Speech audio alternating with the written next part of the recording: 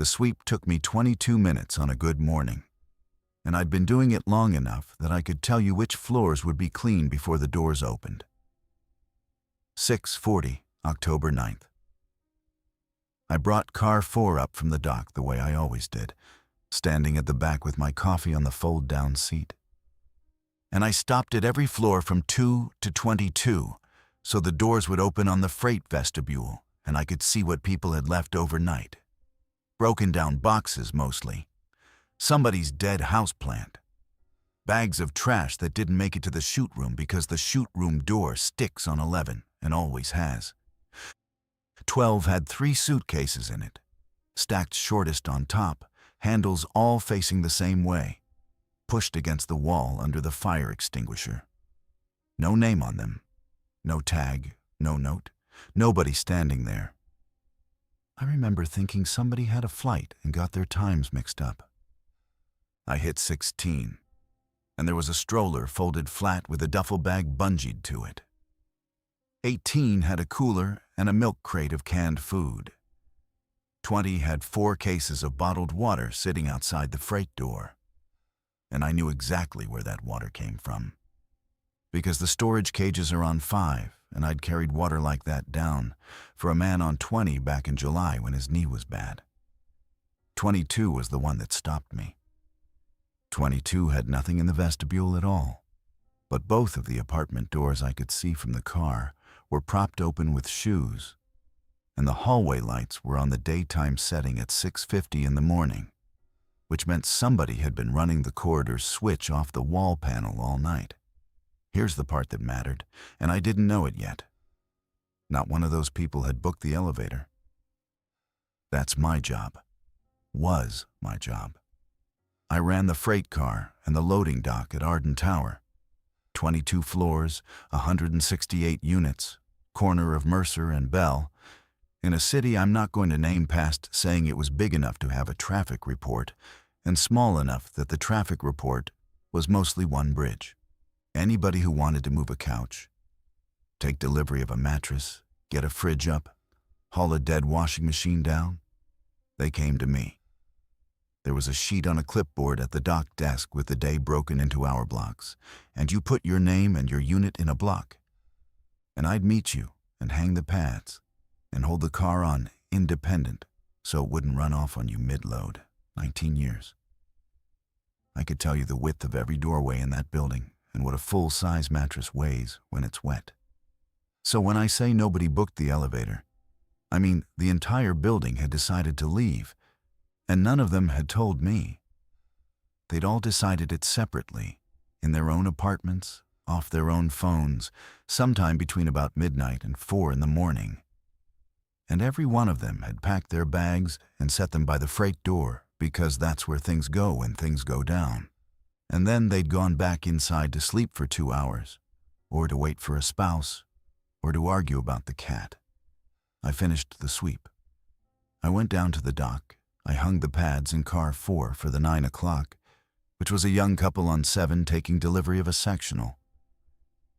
And I clipped the 4 corner grommets over the hooks the way you do so. The quilting covers the wall panels and the corner posts.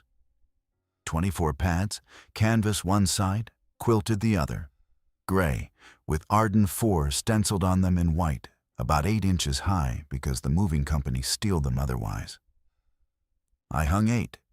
They stayed hanging in that car for 11 days. Then I went and checked the schedule board, and I didn't call anybody. And I want to be clear that this wasn't bravery or stupidity. I looked at a building full of packed suitcases, and I thought, people get spooked, people unpack. I'd seen it in a blackout, and I'd seen it during the flooding 2 years before. Buildings hold their breath, and then they let it out. My whole job was the part after people calmed down. I was on the dock at 7:52 when Vic Okonjo came in through the alley door with his bag and his clipboard. And that's the other thing about that morning. Vic ran service on our elevators.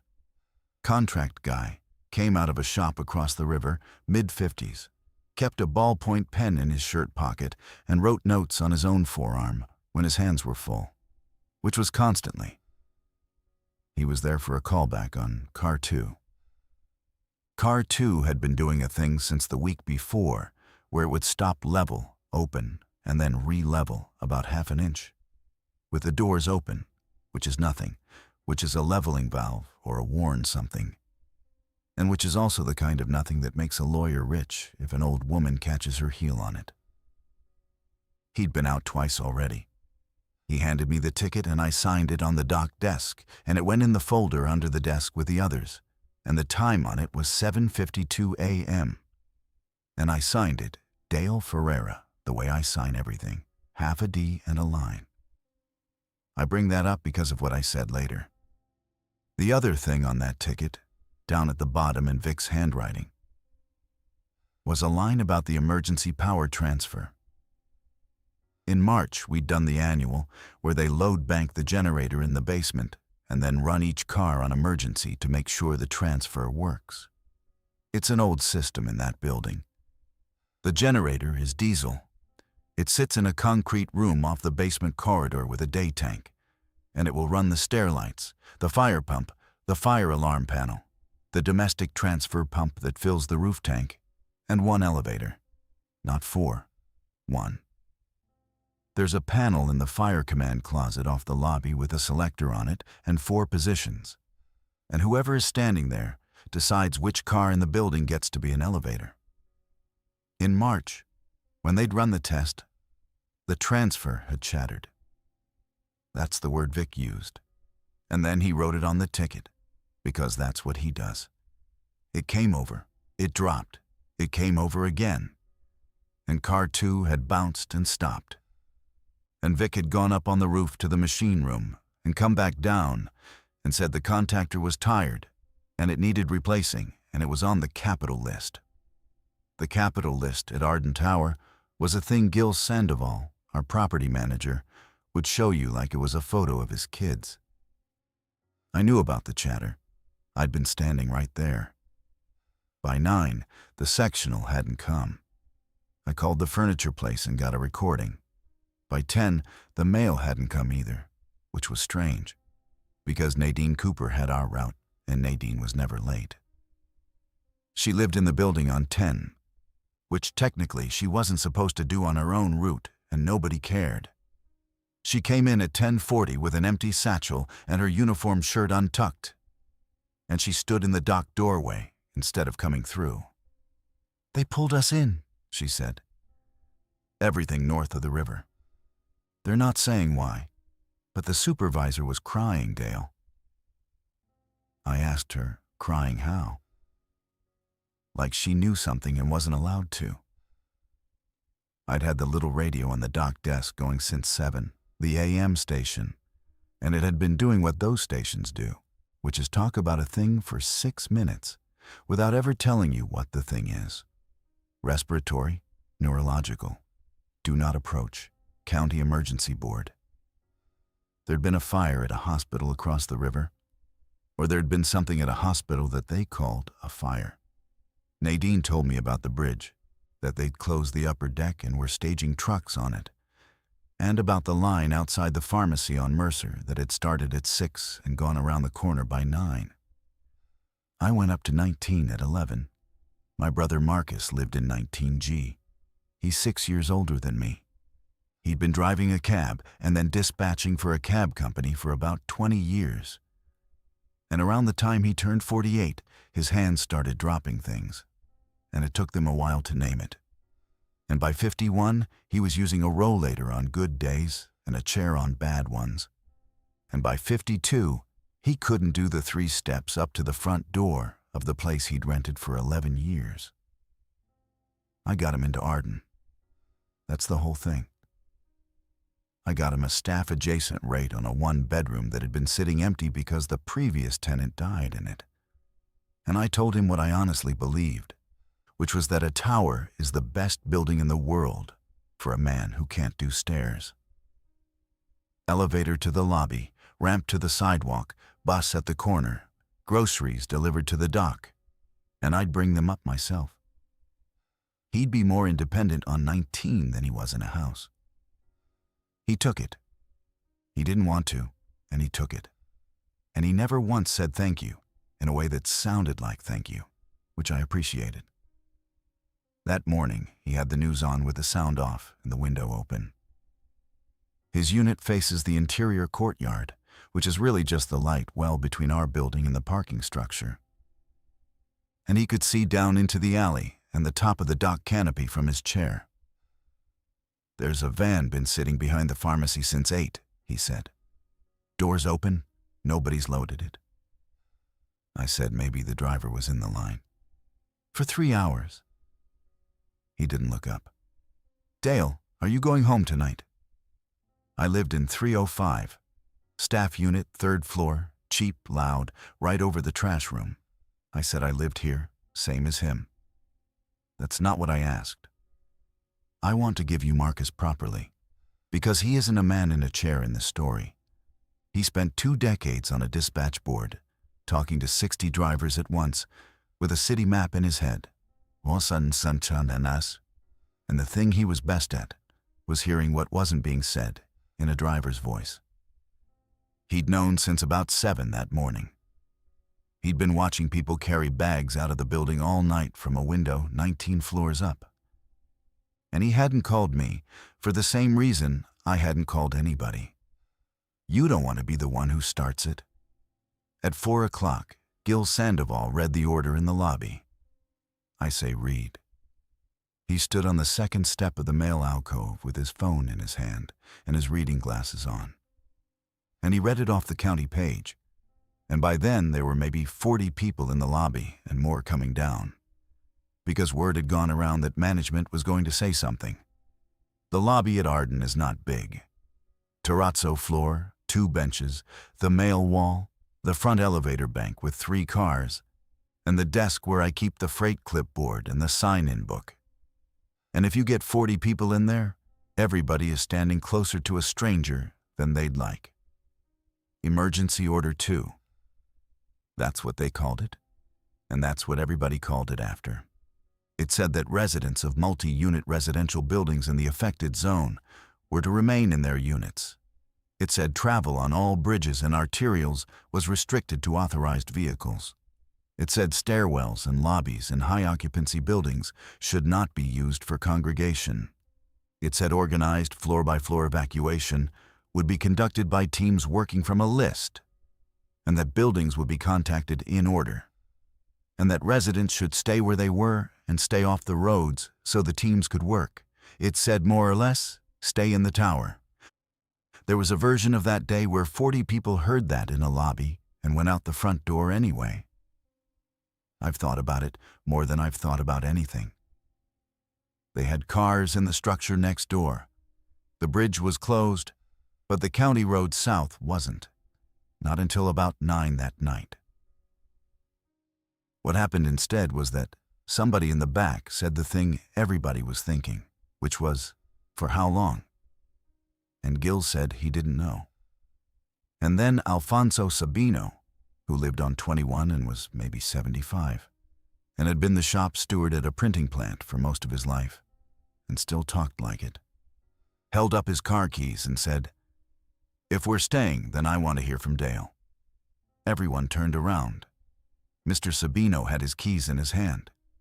He'd come down with his keys. He'd been going. "Dale," he said, "straight answer.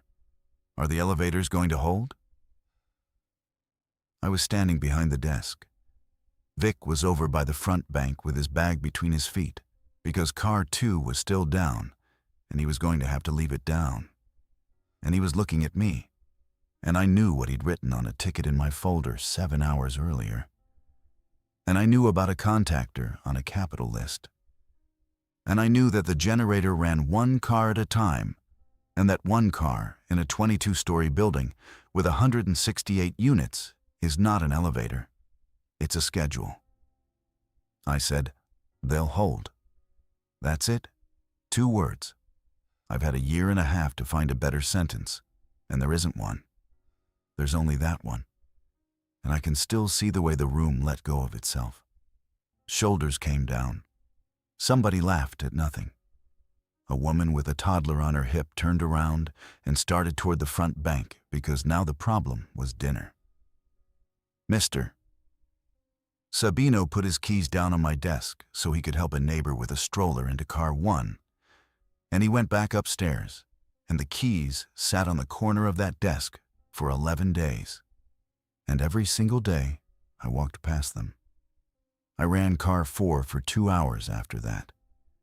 People wanted things brought up. Water from the cages, a wheelchair from a storage unit, a case of formula somebody had bulk ordered in August. I moved 40-some loads.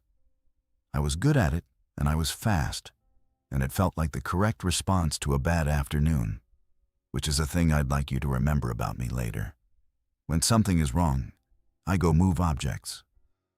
Around 6, Priya Raman found me in the freight lobby on 5 and started making the building work. Priya was 63, retired school secretary, tenant association president for 9 years. And if you have never watched a retired school secretary organize a building under pressure, I don't have the words. She had a legal pad. By 7 that night, she had a list of every unit that had somebody over 75 in it.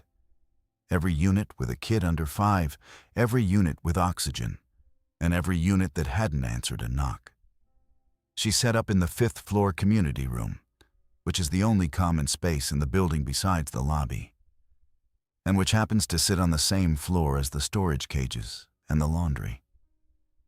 5 became the middle of everything for the next week and a half.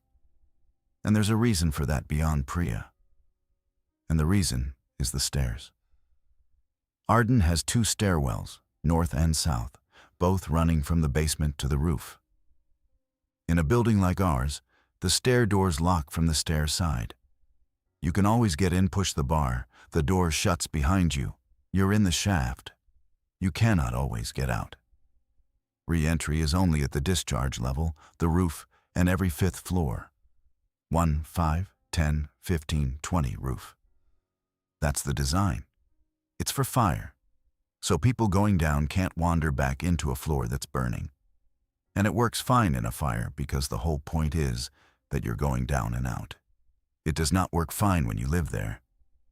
Ronnie from 14 learned that around 7:30. Kid was 19. He took the north stair down from 14 because the front cars were mobbed, got to the lobby, saw people crowded at the front doors looking out at Mercer, decided he didn't like it, and turned around to go back up. Pushed on 14, nothing. Pushed on 13, 12, 11, nothing. Made it to 15 and came out on 15 breathing like he'd been running, and told everybody, and then everybody knew. That's the thing about that building that I understood in my bones because it was my whole working life. Arden Tower is not a building with elevators in it. Arden Tower is an elevator with apartments hung off it. Take the cars away, and it stops being one place. It becomes 22 little towns stacked up, connected by a concrete tube that only opens on 5 of them. I knew that at 4 o'clock. I knew it when I said 2 words. The dock is what took the rest of the night. The loading dock is off the alley on the Bell Street side, under a steel canopy.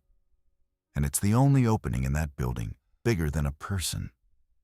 Roll-up steel door, 12 feet wide, motor-operated, with a chain hoist for manual override that had been seized since before I started and was on the capital list somewhere below the elevator contactor.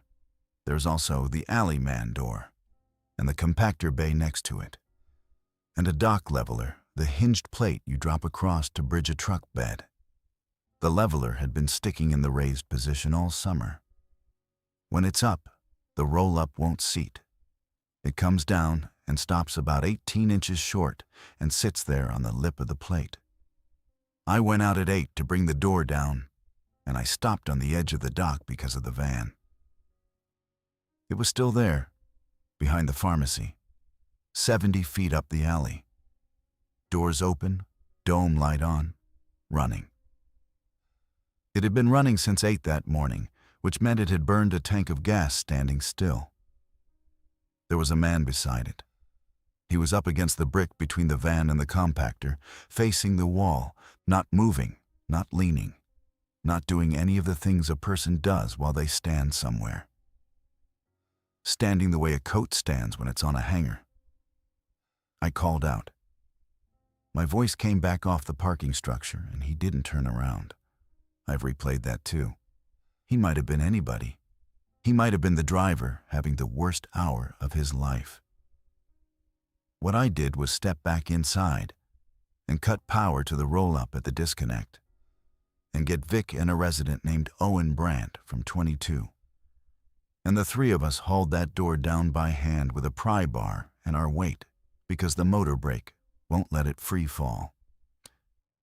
It came down to 18 inches off the deck and stopped on the leveler plate. Same as always. We put our shoulders on the plate and it didn't move because it hadn't moved since June, and there was a work order in the folder about that too. Owen wanted to break the leveler hinge. Owen was 31, worked the line at a restaurant on Bell, forearms like a man who carries hotel pans, and he had a very direct relationship with problems. Vic said no, because if you break the hinge in the up position, you own an 18-inch gap and a jammed door forever. And at least right now the plate could theoretically be dropped if we found the release. Owen said theoretically. Vic said that's the word, yeah. We stacked pallets. That's what we did. 11 pallets from the dock stacked flat and lashed with ratchet straps across that gap. And a scrap of plywood. And then 2 of the 55-gallon salt drums from the winter supply rolled in front of the whole thing.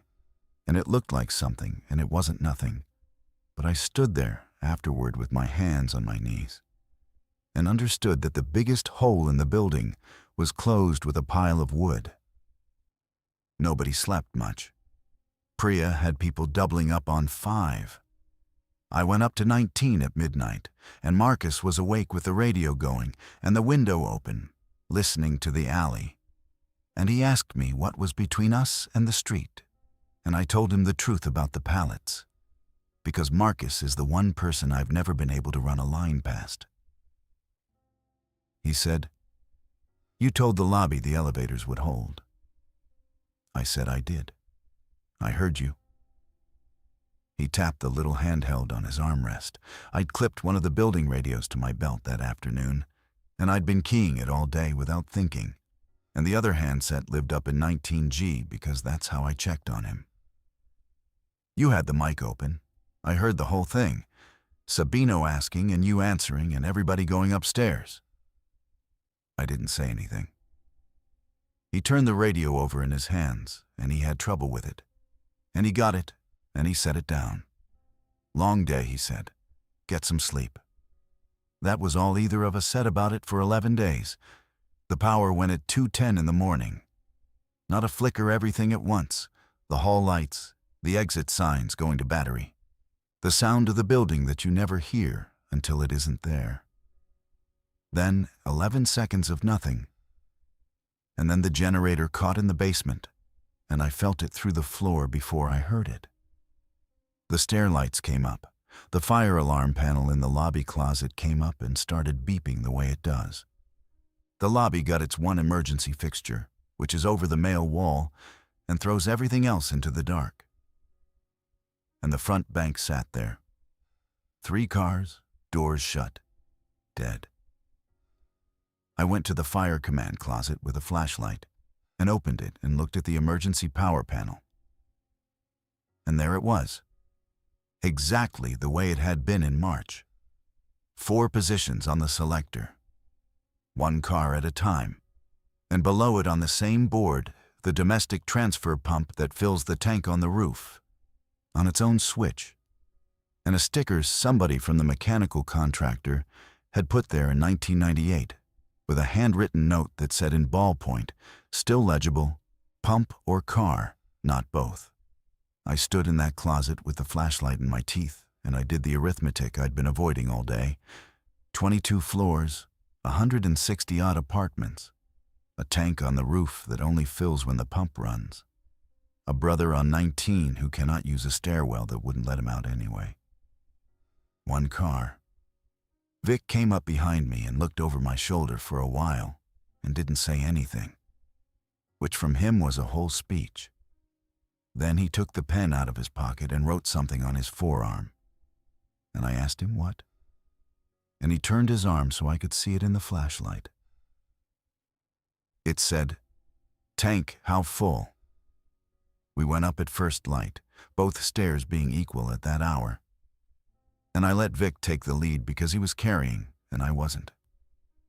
22 flights with a tool bag is a different building than 22 flights without one. He stopped on 15 and again on 20, and both times he leaned on the rail and looked at the numbers painted on the block wall like they'd personally done something to him. The roof hatch is at the top of the south stair, past the machine room penthouse. You come out and the city is right there. And that morning the city was wrong in a way I didn't have a category for. No traffic sound. Some smoke to the northeast, not a lot. Just enough to smudge the light. The bridge deck with its trucks lined up nose to tail, and none of them moving. Everything looked normal from 22 stories the way a photograph of a stopped clock looks normal. The tank sits on a steel cradle over the elevator penthouse. 6,000 gallons, painted silver about 4 paint jobs ago.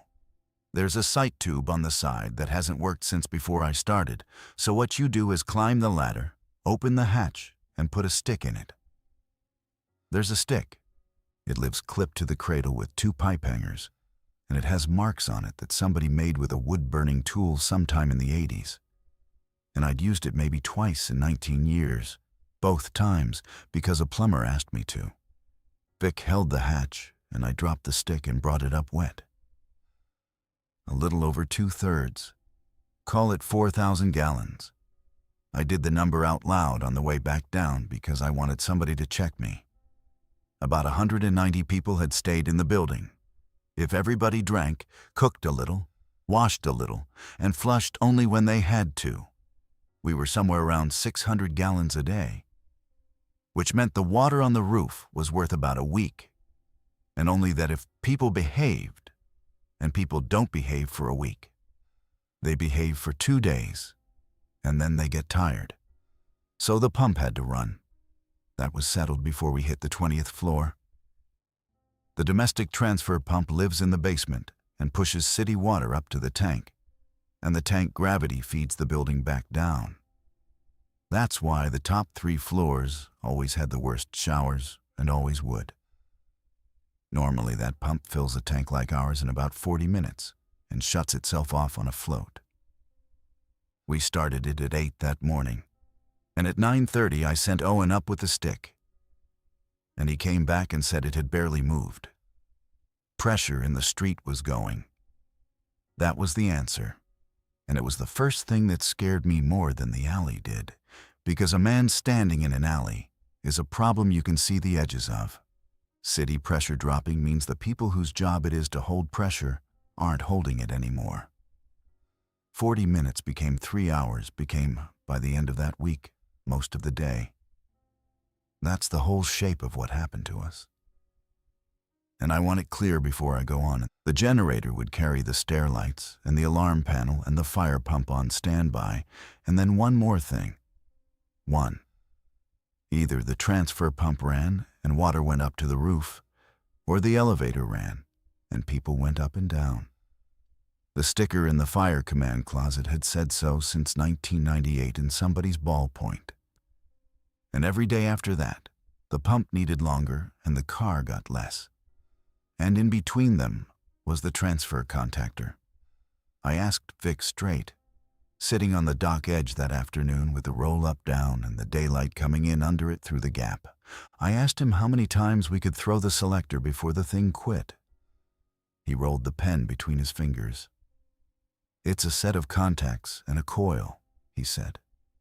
When it chattered in March, it was because the contacts are pitted and it wasn't pulling in clean. Every time you make it work, it gets a little worse. It's not a battery, Dale. I can't tell you it's got 40 in it. I said, "Give me your gut." My gut says it's got some in it, and one day it won't. And the day it won't is going to be a day we're in a hurry. He put the pen back in his pocket. "So don't be in a hurry. There were 2 throws in every car window, one to bring the car alive and one to give it back to the pump. That was the currency for the rest of it. Not gallons, not diesel, though we counted both. Throws. Priya ran the meeting on 5 that evening, and about 60 people came, which was as many as the community room would take with the tables pushed back. She'd been up and down all day. She'd done 10 floors on foot before noon and gotten the rest by radio and by knocking. And she had her legal pad. And when she put her reading glasses on, the room quieted down like a bell had gone off, which is a skill you learn in a school office and nowhere else. The rules we set that night, in the order she wrote them down. 1 car window a day, 10 to 11 in the morning, freight car only. And I ran it. Requests to Priya by 4 the day before. Water and medical first, then anything that kept somebody alive on their own floor. Nobody props a stair door, ever. She didn't explain it. She just said it twice. The trash chute is closed. The compactor is electric and it's loud. And the chute room in the basement opens on the same corridor as the alley bay. And the last thing anybody wanted was a shaft running from the basement to 22 with the doors open at both ends. Trash went in bags, bags went in the vestibule, and every floor's vestibule became a smell you got used to. Water off the tap in short pulls, no showers, buckets for the toilets, and nobody runs a bath because a bath is 40 flushes. Quiet after dark, no music. Windows closed on the bell side. And floor captains. Priya had one for every floor by the second day, and if you think that's a small thing, it was the biggest thing anybody did in that building. Nadine took 10 because she lived on 10 and knew every door on it from 4 years of mail. Owen took 22. A woman named Cheryl on 15. A retired bus mechanic on 7 whose name I'm ashamed to say I've lost. Each captain checked their floor twice a day and called it in on the building radios. And we had 9 handsets and about 11 floors that needed one. So the captains passed them up and down through the stair re-entry doors like a bucket brigade. Gil did the thing I didn't expect. He had the master ring and the unit list, and there were 9 vacant units in the building. And by that first night, there were 14 people stranded on floors that weren't theirs because they'd gone down for something and couldn't get back up. He walked the vacants and opened them and wrote every name on his list and had them sign next to it. And he kept apologizing while he did it. And he was right to open them, and he was right to be scared. And both of those were true at once for the whole 11 days, because Gil believed in the list. The county list, the one emergency order 2, said the teams would work in order. He checked the county page every morning off a phone he kept in airplane mode the rest of the day to save it. And he'd come find me and tell me how many buildings had been cleared, and the number went up. And it was never a big number. I want to describe how ordinary it got, because that's the part nobody puts in these stories. Owen ran a kitchen. He worked a line on Bell 4 nights a week, and he had a key to the place, and the walk-in was full, because the delivery had come Wednesday. And on day 3, he made a case to Priya about going out for it, and she said not yet, and he said fine, and instead he took inventory of what 190 people had in their cupboards. He set up 2 camp stoves and a griddle in the community room, and cooked once a day, and captains carried it up in the stair. Rice and beans and canned tomatoes. On day 4, he made something with the last of somebody's pork shoulder, and I watched grown people cry over it. People played cards.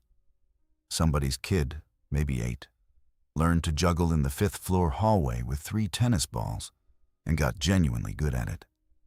And every time I came out of the freight vestibule, he'd be there, and I'd stop for a minute.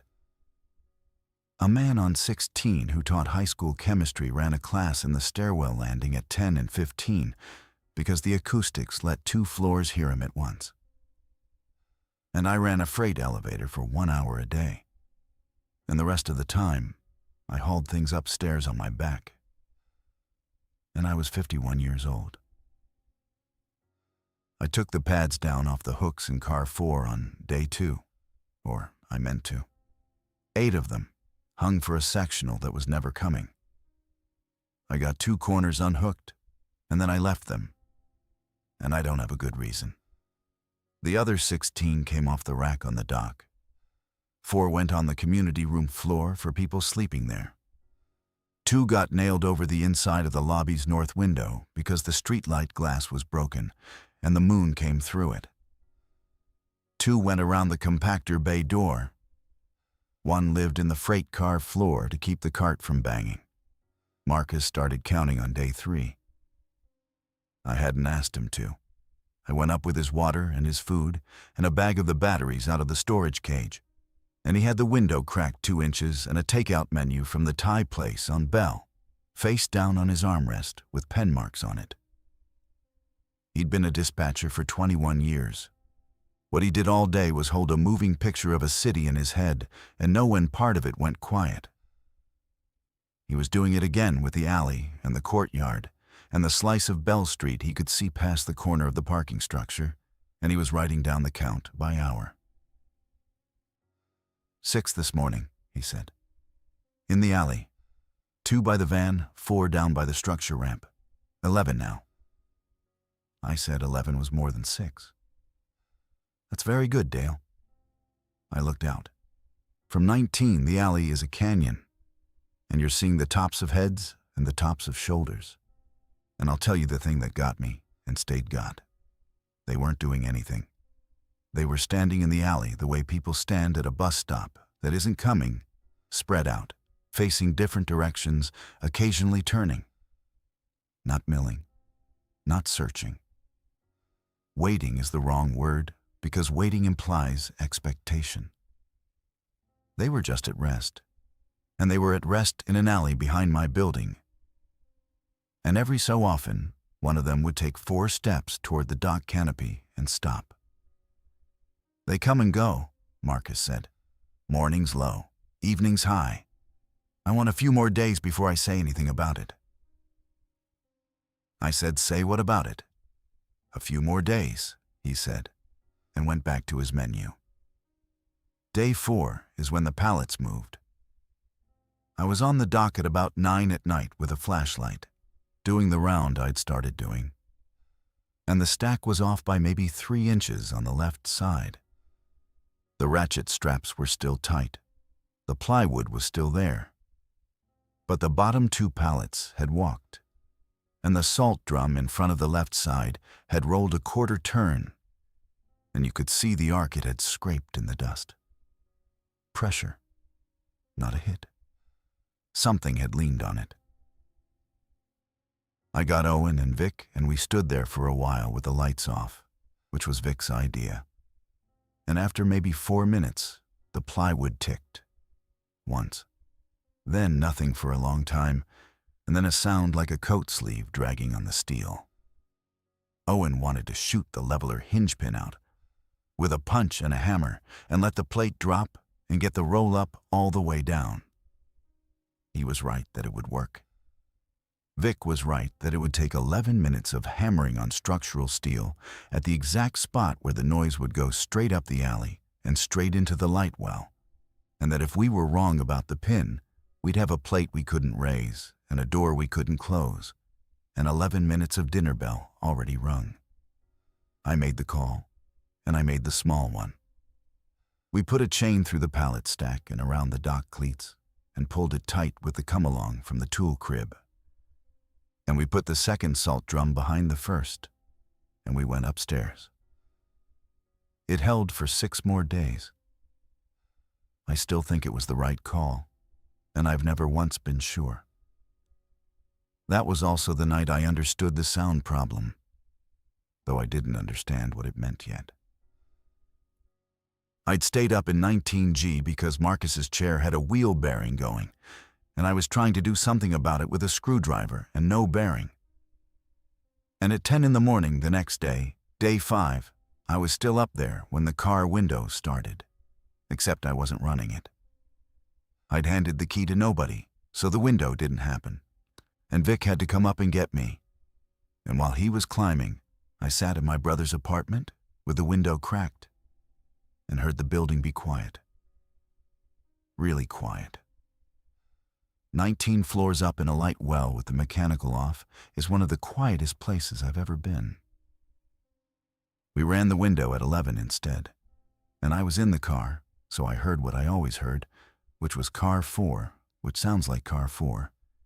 And car 4's sheave bearing had been dry since about March, and was on the capital list under the contactor and above the dock leveler. It doesn't scream. It's a note, a high steady note that comes up when the car's moving fast in the middle of a run and drops off at the ends. And I'd heard it 8,000 times, and it was as invisible to me as my own refrigerator. At noon, Marcus called me on the handset and asked me to come up. And when I got there, he handed me the menu. He'd been running it 4 days by then. Hour by hour, the count in the alley, in a hand that had gotten worse since spring and that he'd clearly fought for. 3 columns. And on the days I'd run the car, he'd drawn a bracket down the side of the 10 o'clock and 11 o'clock rows. Day 2, 6 at 9 in the morning, 19 by 4 in the afternoon. Day 3, 5 in the morning, 22 by 5.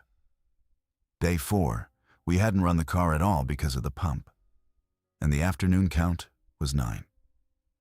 Day 5, car at 11, and by the time he handed me the paper, it was already 15 and climbing. "It's not proof," he said. "It's 4 days, and there's weather, and there's whatever else. But you asked me what I was doing, and that's what I was doing."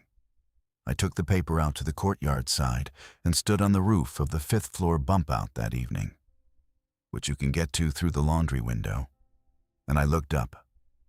The freight hoistway is vented at the top. It has to be. There's a louver in the penthouse wall, and it faces the light well, and the light well is a concrete box open at the top and closed at the bottom by the alley.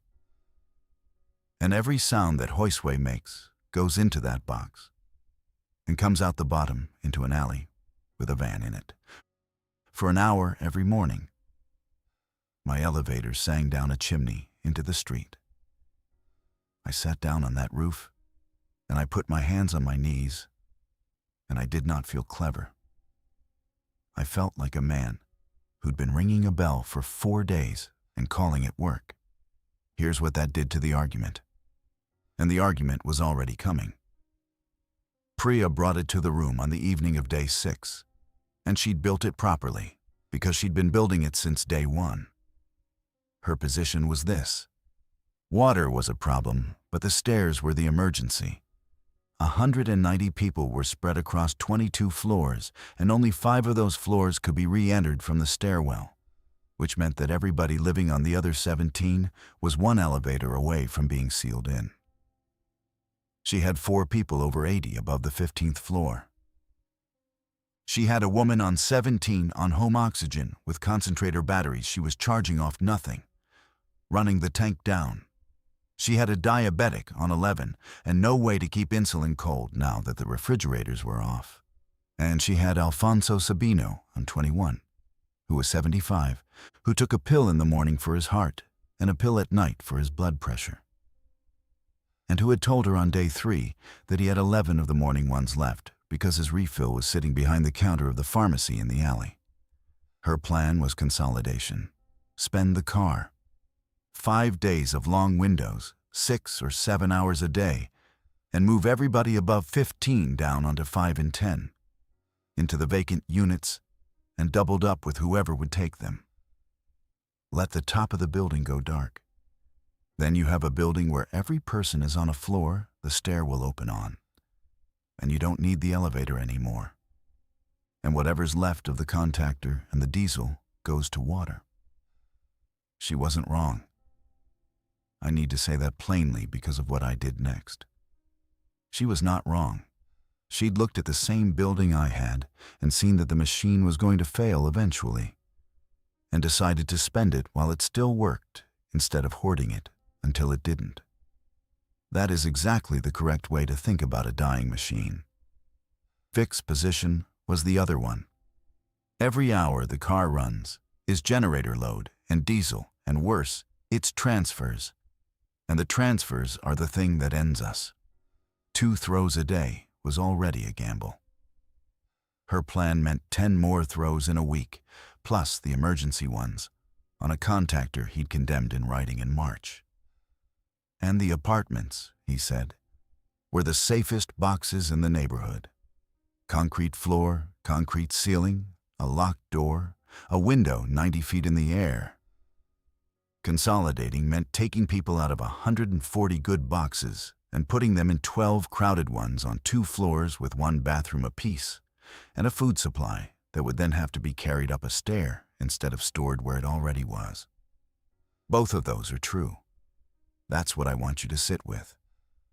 Both of those were true, and everybody in that room could feel that they were true. And about half the room went one way and half went the other. And it got loud in a way it hadn't been yet. And Gil kept saying that the teams were working the list and that the number of cleared buildings was going up. And then Priya asked me, because in that building the elevator was a person, and the person was me. I stood up and I put my brother's takeout menu on the table and I told them about the louver. I told them the hoistway vents into the light well. I told them the bearing in car 4 had been bad since spring. I told them a man on 19 with a window and nothing else to do had been counting. And I read the numbers out. And the room went the way rooms go when somebody produces a piece of paper. Then I said that Priya's plan meant running that car 6 or 7 hours a day for 5 days over an alley we already couldn't close, and that I didn't think the building would survive being that loud. That was the meeting. It was over about 90 seconds after I said it. We voted, and it wasn't close. And we settled on short windows, 40 minutes, every other day, water first. And I'd take individual runs for medical if Priya cleared them. And the rest of the transfers went to the pump. Every fact I said in that room was true. I want to be precise about this, because it's the part I've had the most time to get wrong in my own head. I did not lie in that meeting. The louver is real. The bearing was real. Marcus's count was real. And it was better data than anything else we had. If you gave me that room again with only what was on the table, I'd argue the same way. What I didn't say is that Priya's plan had a line in it that I'd read 4 times before I got to the meeting, on her legal pad, in her handwriting, because she'd shown it to me first, the way she showed everybody things first. It said 19G, Ferreira, M. Chair needs main floor or 5. Consolidation meant my brother came down to 5. It meant Marcus in a community room with 40 people and a bathroom he couldn't turn around in, being lifted by strangers, on a list, in front of everybody. It meant he stopped being a man in an apartment on 19 and became an item on a floor plan. And it meant that whatever happened to this building after that would happen to him by vote. And it meant something smaller and worse, which is that if everyone was consolidated onto 2 floors, nobody needed a freight elevator operator anymore. I knew that at the table. Not in words. In the way you know your own hand is cold. Marcus handed me that menu at noon, and he'd been running the count since day 3, 4 days, on his own, without being asked. He'd heard me say the elevators would hold over an open mic on the first afternoon. He knew what a piece of paper like that would do in a meeting, and he knew what I'd do with it. And he gave it to me anyway. And neither of us said one word about that at the time or for a long time afterward. We were both very reasonable. That's what I'd call it. 2 reasonable men with good data. The next morning was day 7, and it was a pump day, no car. And Priya came through the 5th floor vestibule at about 9 with the pad against her chest and said 21 hadn't answered on the captain's radio. 21's captain was Sabino. He was the captain because of course he was. Nobody on that floor was going to be captain over a man who'd run a shop floor for 30 years, and he'd taken it seriously. And he'd called in twice a day at 8 and 8, with his floor's status in the same 6 words every time. He'd missed the night before, and Priya had let it go, because the handsets got passed around, and batteries died, and people fell asleep. He'd missed the morning too. Owen said he'd go. 21 is 16 flights up from 5, and you come out at 20 and walk 1 more. He was 31, and he could do it in 10 minutes. I said no. I said the stair on the upper floors was hot in the afternoon, and he'd be climbing on the day's ration of water, and that we had a run cleared for the next morning anyway, and that I'd take the car up at 10 and get Sabino's door with Gil's master and see about the pills. Which was all true, and none of it was the reason. The reason was that I'd stood up in a room the night before and argued that people were safest where they were. And I didn't want a man running 16 flights on day 7 to prove that they weren't. Priya looked at me for maybe 2 seconds longer than she needed to. Then she wrote it down.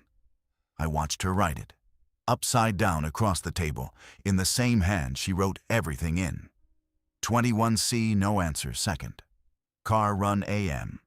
Then she went to see about the woman on 17 with the oxygen. And I went down to the dock to check a chain. And Alfonso Sabino's car keys sat on the corner of my desk where he'd set them down on the first afternoon so he could help somebody's stroller into an elevator I'd told him would hold. Day 7 ended without anybody knowing anything, which is how most of that week ended.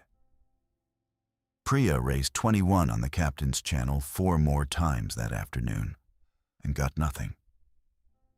She sent a runner up the stair as far as 20, and the runner banged on the re-entry door for a while and came back down because 20 and 21 are different floors, and there's no way between them except an apartment corridor and an elevator. She wrote that down too. She wrote everything down. I slept in the community room that night on 2 of the pads, and around 3 in the morning, I woke up because the generator changed pitch under us, the way it does when the pump kicks on and then finds nothing to push. At 9:40 on day 8, I threw the selector. That's the part of my job I'd stopped thinking of as a job by then. You stand in a closet off the lobby with a flashlight, and you put your hand on a switch that decides whether the building drinks or moves. The contactor made its noise, the one Vic had written the word chatter about 7 months earlier. And then it settled. And out in the lobby, the fluorescents in the front bank came up, and car 4 woke on the other side of the wall, like a dog getting off a rug. Gil met me at the freight door with the master ring. We took the car to 21. 21C's door was unlocked. Not open, unlocked, and the chain hanging free on the inside plate, which is a thing you can only do from inside. The apartment was neat the way a man who lived alone for a long time keeps a place neat. Bed made, dishes in the rack, the radio handset on the counter plugged into a dead outlet, which explained the silence and made me feel worse instead of better. On the kitchen table, there was a pill bottle with the cap off, and 1 tablet in it, and a note on the back of a floor captain checklist in block capitals, addressed to Priya. I have 11 of the morning and I take 1. I'm going down for the rest tonight while it is quiet. I know the way in. Do not spend the car on me. Back by morning. A.S. The date on it was day 6. He'd written it after the meeting. Gil sat down on one of Mr. Sabino's kitchen chairs and put both hands flat on the table. I went to the window. From 21 you can see the whole alley end to end. The van, the pharmacy roof, the dock canopy, the parking structure ramp, all of it laid out like a drawing. And I stood there and understood that a man had been looking at that drawing for 6 days and working out a route. I keyed Marcus. I asked him what his count did on the night of day 6, late. There was a pause while he found the menu and got the pen under his thumb. 11 at 9, he said. 9 at 11, 5 at midnight. Another pause. Then 13 at 1. I didn't write down why. I thought I'd miscounted the first time. I asked what he'd heard. The pallets, he said. 1:15 maybe. I put it in the margin. I thought it was the wind on the plywood. I told him I'd call him back. We took the car straight down to the dock, and Gil came with me, and I already knew what I was going to find because I'd been finding it in my head all the way down 21 floors. The come-along chain was slack. 2 of the bottom pallets had been pulled out and set against the wall, stacked neatly, one on the other, edges square. That's what got me. A 75-year-old man crawled back into a building through a hole and then took the time to stack the pallets he'd moved because he'd been the kind of man who stacked things his whole life. He'd meant to put them back. He'd started to put them back. And then he hadn't. And there was a gap at the left corner of the roll-up about the width of a person lying flat.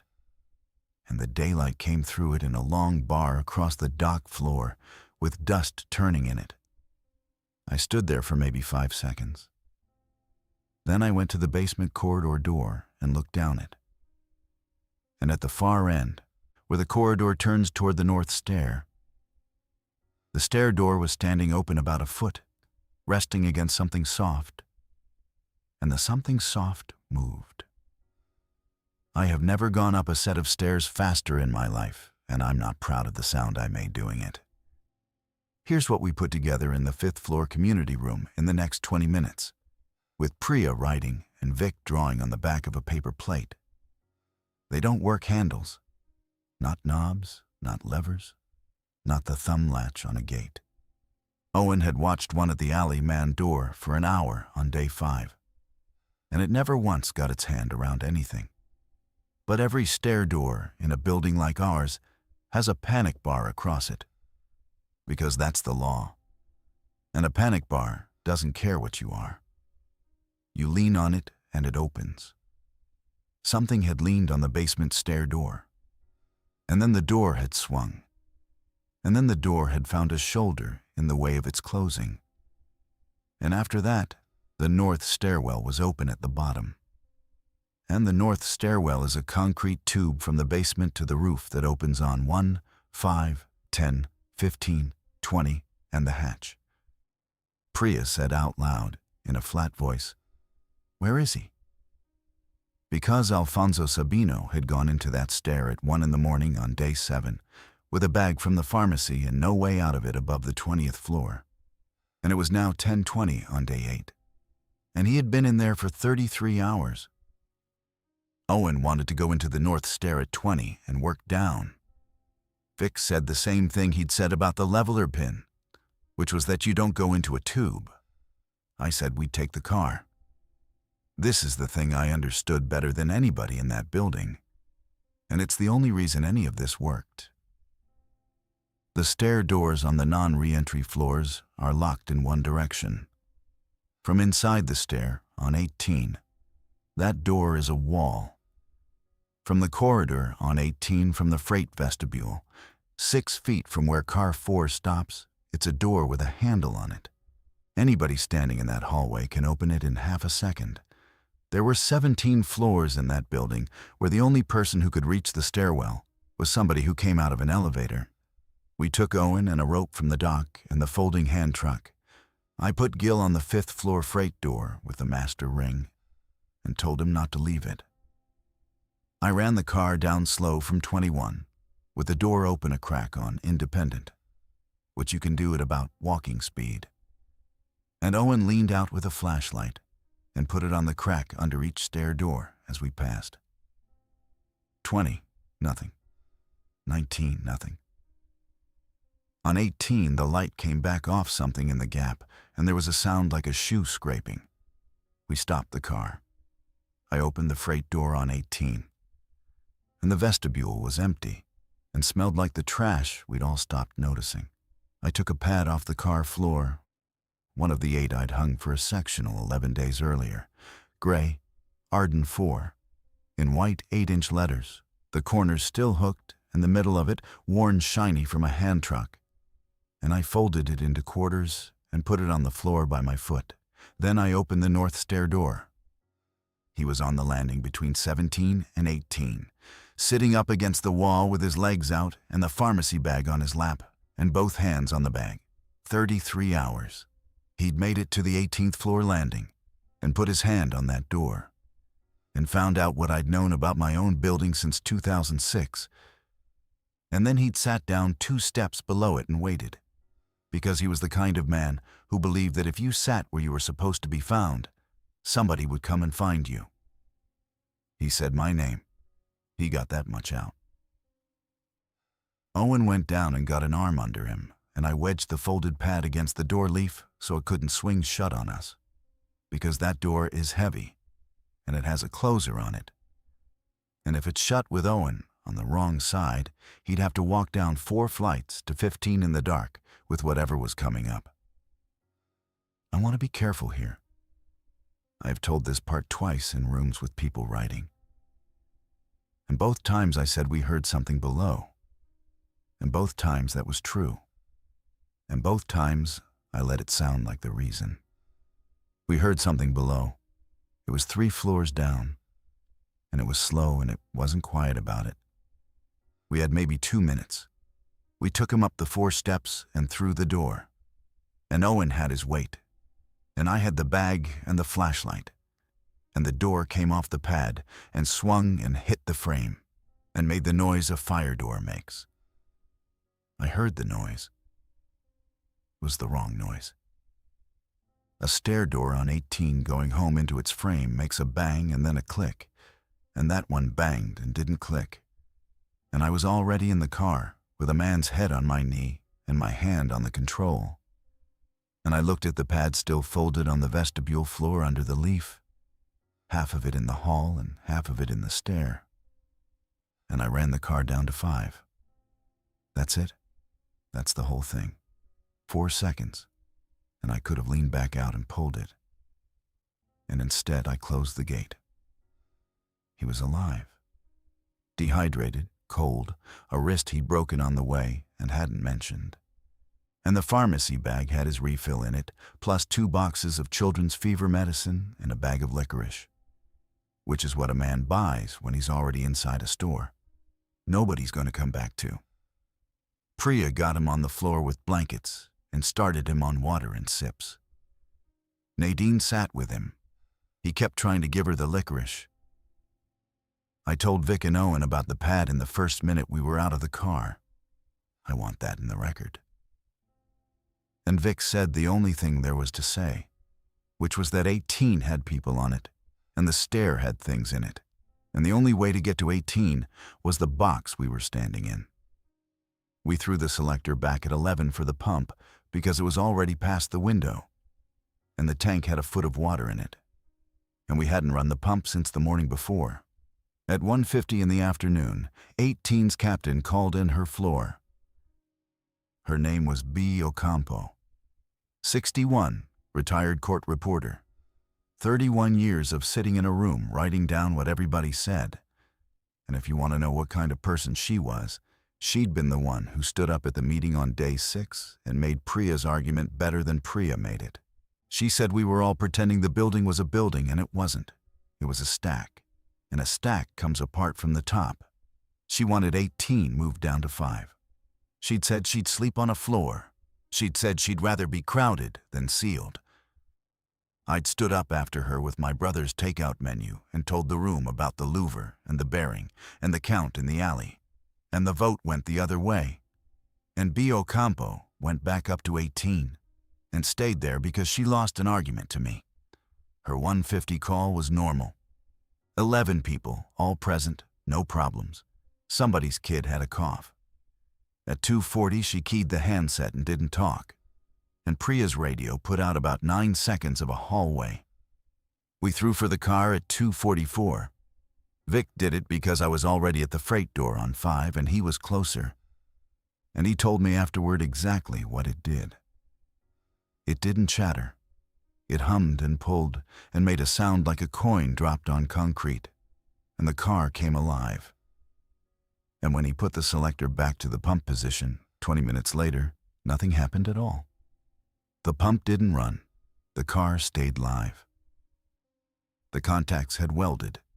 That's all it is. A pitted set of contacts finally makes such bad contact that the arc heats them, and they fuse. And then they're not a switch anymore. They're a wire. The elevator worked. It worked perfectly. It worked better than it had in a week, because it had the whole generator to itself, and it was never giving it back. And the roof tank had about 11 inches in it. I made 3 runs to 18. The first one I made with Owen and a crowbar, and the second and third I made with a fire extinguisher in the car, because that's what was in the vestibule on 5. And I'm going to be brief about it, because I've found there's no version of it that helps anybody. 9 of the 11 people on 18 were behind their apartment doors, and they came out when they heard my voice, because they knew my voice. Because for 19 years, my voice on that floor meant somebody's couch was arriving. I ran them down 4 and 5 at a time. On the second run, the corridor light on 18 was doing the thing our corridor lights do when a door's been forced against the frame, flickering off the panel. And the north stair door was standing wide open, with a gray quilted pad lying half in it. And the last 2 people on that floor were B. Ocampo and a man named Wendell Fry, who'd gone to help her. They didn't come down with us. I've read the county's account of Arden Tower. It has a sentence in it about 2 fatalities at the 18th floor. And it doesn't say anything about a moving pad, and it never will. And if you want to argue that the stair was already open at the bottom by then, and that 18 would have gone whether I wedged that door or not, I can't stop you. And there are nights I make that argument to myself, and it holds up all the way until it doesn't. Here's the thing, it doesn't survive. If Owen had climbed to 21 on the morning of day 7, we'd have found that note 24 hours earlier. We'd have found the pallets pulled and the gap open before the second night, when Marcus's count went from 5 to 13. There'd have been one of them in the basement instead of 9. I told Owen not to climb. I said the stair was hot and the water was short, and we had a car run cleared for the morning. And every word of that was true. And the reason was that I had stood up in a room the night before and said people were safest where they were. And I did not want a 31-year-old with good legs proving in front of everybody that the stairs were a road after all. We got out on the morning of day 9. There wasn't a debate. That's what I remember most about that last night. Nobody argued. Priya put it to the room at 7 in the evening and said the tank was under a foot, the pump was gone, and the generator's day tank had maybe 2 days in it, and that the county had cleared 11 buildings in 8 days, and there were 400 buildings. Gil didn't say anything about the list.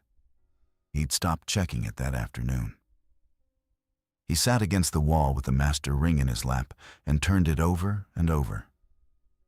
Somebody asked how, and Mr. Sabino, who was flat on his back on the floor with his wrist splinted and a cup of water on his chest, said, "My keys are on Dale's desk." They'd been there 11 days. So had 40 other people's, in the little wooden box behind the lobby desk where residents left spares for me.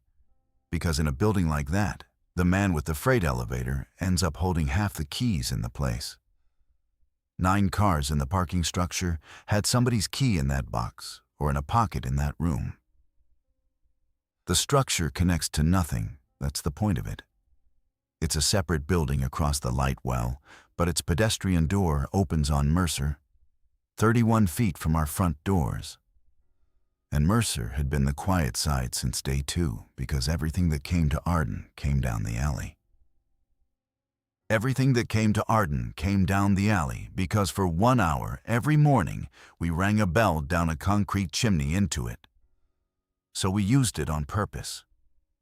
At 6:40 in the morning, first light, Vic and Owen and two others walked the south stair from 5 to the lobby with crowbars and checked it flight by flight, and it was clean, because the north stair had been the open one, and they'd all gone into the open one. Priya staged everybody on 5 and 10 in groups of 9 with a driver and a car assigned. And she read the assignments off her legal pad twice, and she made every group repeat the number of their car back to her, which is a school office thing, and it worked. I brought Marcus down at 6:50. He'd been ready for an hour. He had a bag on his lap, and the takeout menu folded on top of the bag. 11 days of counts in handwriting that had gotten worse toward the end. The rollator wouldn't fit in the car, with the chair and the bag and the two other people from 19. So we left it in his doorway. I said I'd come back for it, and he looked at me and didn't answer, which was fair. In the lobby, he took my wrist. "You know what you're doing up there." I said I did. 12 minutes, he said, not 15. You start believing it's working, and you'll give it 15. At 7 o'clock, I put car 4 on independent and started running it. Basement to 22, empty, doors closed, no stops, at contract speed, which is the only speed at which that bearing sings. Down, up, down, up. 19 years I'd spent making that car quiet for people, feathering it into the floor so a hutch full of dishes wouldn't rattle. And that morning, I stood in the 5th floor freight vestibule with the door open and my hand on the control, and ran it like a man who didn't care about it at all. And the sound went up the hoistway and out the louver and down the light well into the alley, and it filled that alley the way water fills a bathtub. I couldn't see it happen. Owen was on 21 at Mr. Sabino's window with a handset, and he called it down. 7:04. They're coming off the structure ramp. 7:06. They're under the canopy. 7:09. Alley's full. They're on the dock, Dale. They're on the plywood. Priya took the first group out the Mercer doors at 7:05 and the last one at 7:16. And nobody ran, because she'd told them that running makes noise and that the noise had a job to do somewhere else this morning. 9 groups. 31 feet of sidewalk. 8 cars and a van. At 7:18, I ran the car up to 22 one more time and let it stand there with the doors shut. And then I went down the south stair from 5 with Vic behind me. And we came out into a lobby with the mail wall and the 2 benches and a moving pad nailed over the north window, and nobody in it.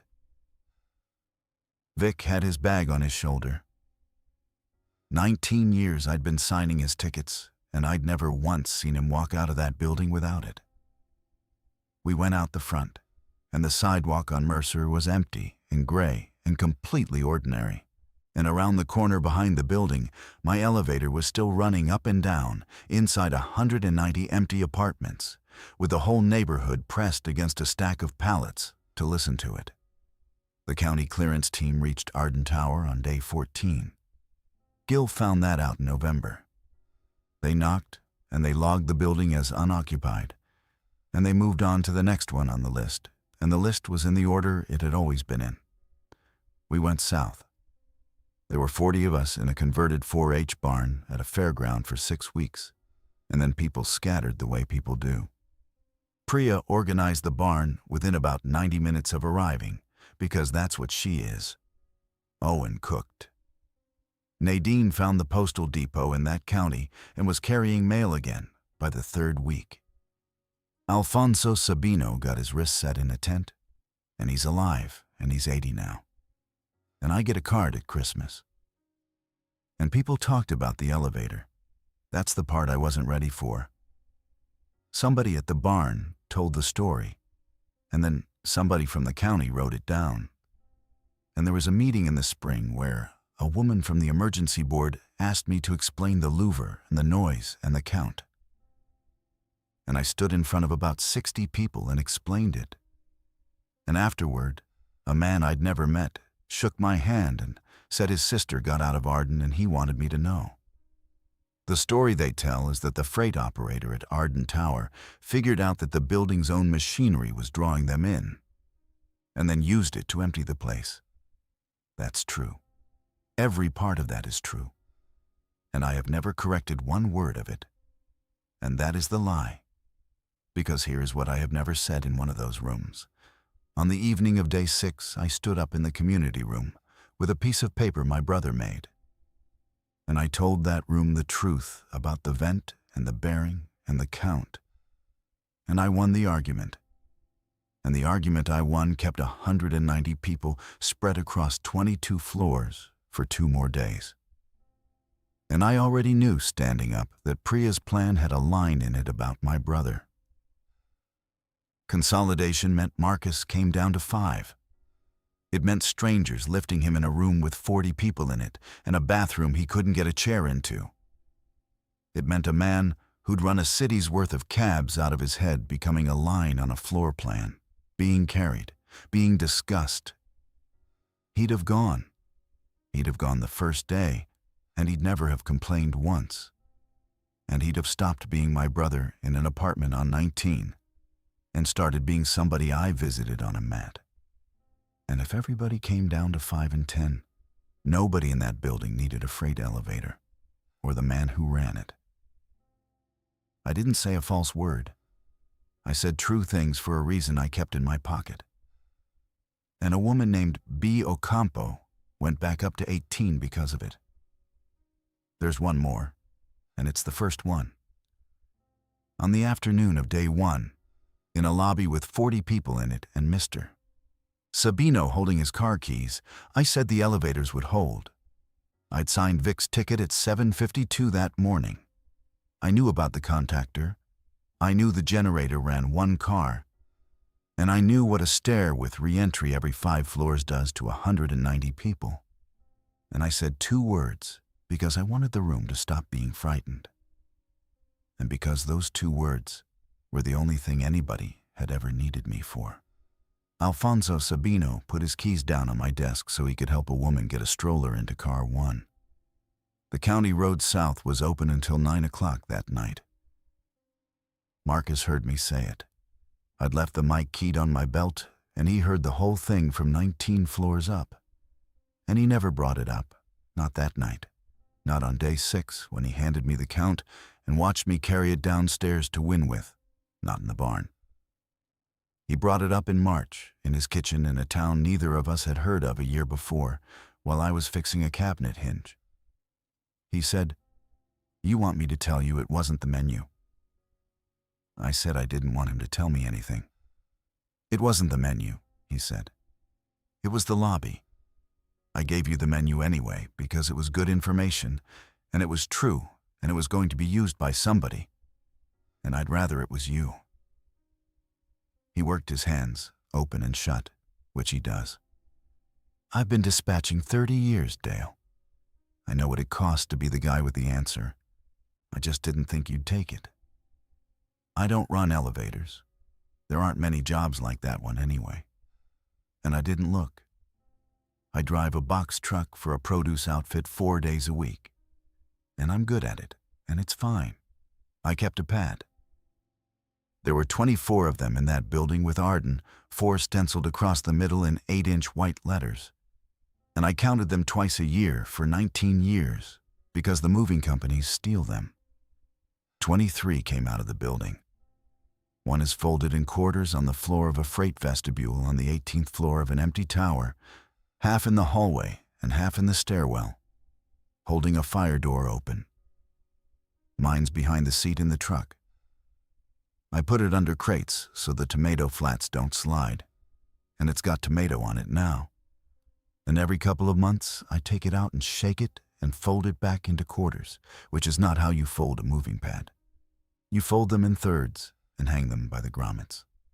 I fold that one in quarters. It's the size it was when I put it against the door.